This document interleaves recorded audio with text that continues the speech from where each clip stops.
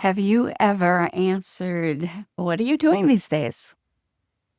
with a desire to tell that person how very, very busy you are?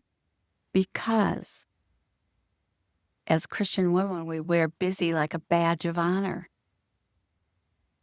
I know what that feels like.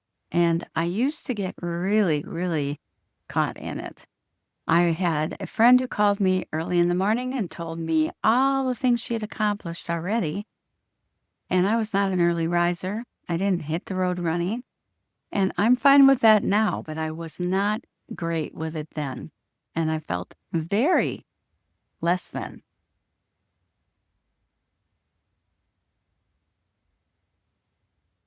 I want to talk to you about perfectionism and performance pressure because it's so prevalent in Christian culture.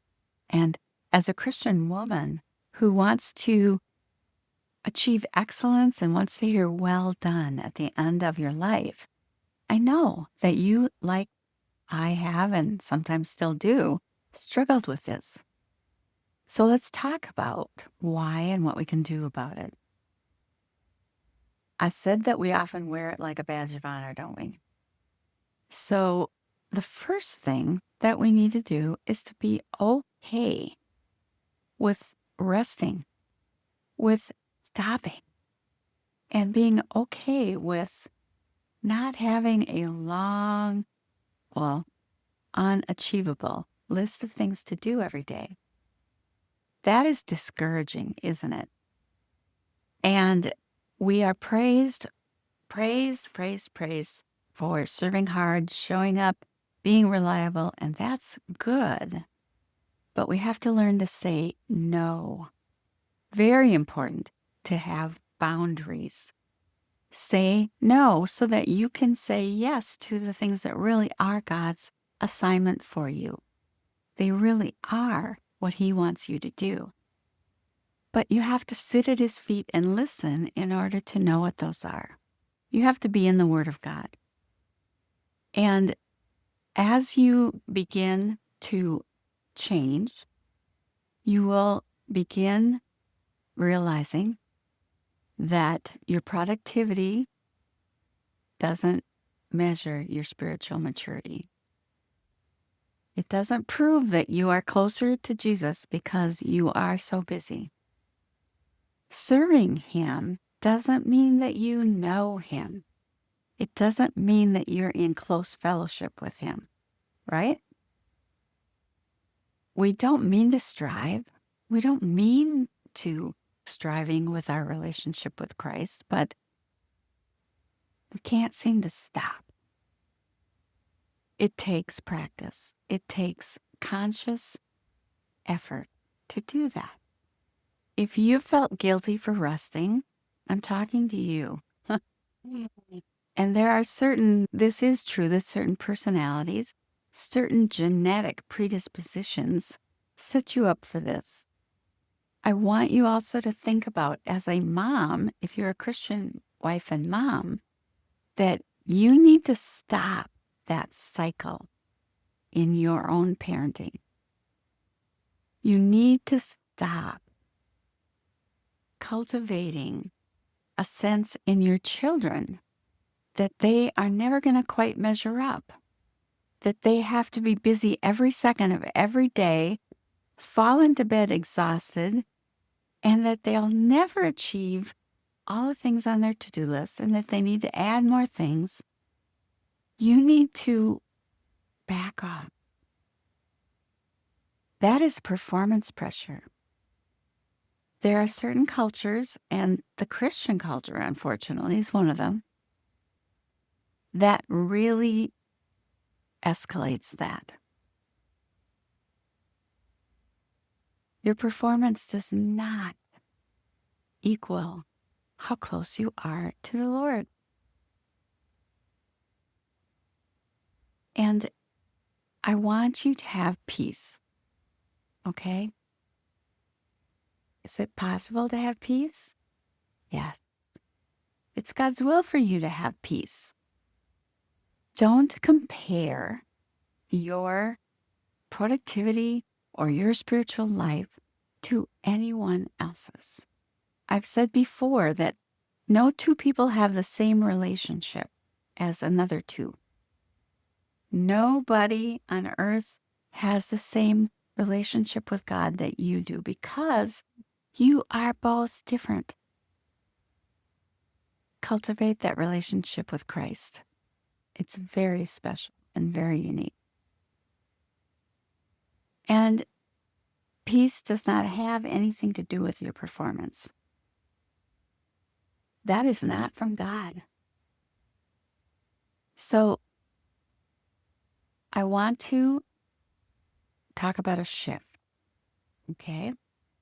I want you to start living from grace, from a place of grace. You need to learn to give yourself grace. Did you know that? Learning to give myself grace has been freeing and life-changing.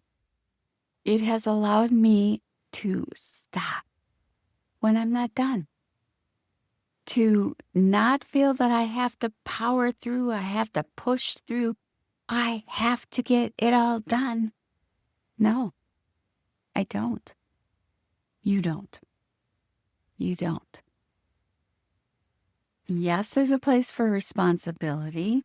Yes, there's a place for keeping your word. But if you are finding that you cannot accomplish all the things that you have said you would do without a lot of stress, you're saying yes to too many things. You need to stop. Don't say yes to one more thing until you can find that place of grace. Until you know this is from the Lord. Then say with freedom. So what does it look like to be free from performance pressure? Well, it's a wonderful thing. It's a wonderful thing. As you get older, you don't care so much what other people think about you. It's a wonderful thing. There are still going to be people, even good friends, who are going to make you feel that you're less than unless you're just like them. Or you're less than if you're not doing life just like they are. If you don't have an answer for that question that they ask that puts you on the spot and makes you feel like, I don't have an answer. It's okay. You are not made in their image. They don't have everything figured out. Probably that question they ask or the desire for you to measure up to their standards is because they feel inferior. I've learned that over the many years that I've lived. So what does being free from performance pressure look like? Well, it looks like doing your best, yes. But then letting God take care of the rest. You're never going to be perfect. And then letting go of the fear of being misunderstood. This is a big one, friend. I hate being misunderstood. I have realized over the years that I hate being falsely accused. Anybody else in that camp with me? I don't know why, but it's really one of my biggest problems is that I hate being falsely accused and misunderstood. But I have learned to accept it a little more graciously because Jesus was misunderstood and falsely accused a lot, all the time in ministry. All of his life, basically. You have to let go of the fear of being misunderstood. people are going to misunderstand. And you don't have to explain yourself all the time. Anybody else get caught in that along with me?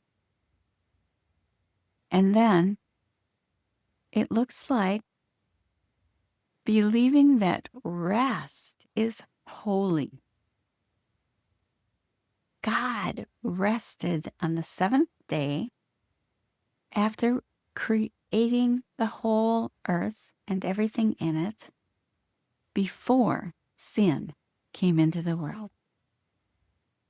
Our holy God rested. We are made in his image, and rest is holy. It's not lazy. There's a time for rest. And then it looks like trusting that God's timeline is better than your checklist. You might be one of those who just puts too many things down on that list every day, and you never get through it. And you go to bed always feeling like I didn't do good enough. I didn't finish everything. Maybe what you need to do is learn to put less on your list. Your worth is not in how much you accomplish in a day. So if this has resonated with you, I invite you down below to click on the link and get my free 7 habits of high impact Christian women leaders. It's free. And then sign up for the waitlist for the Well Done Woman Academy and get in as soon as it opens up. This is Wendy Gunn.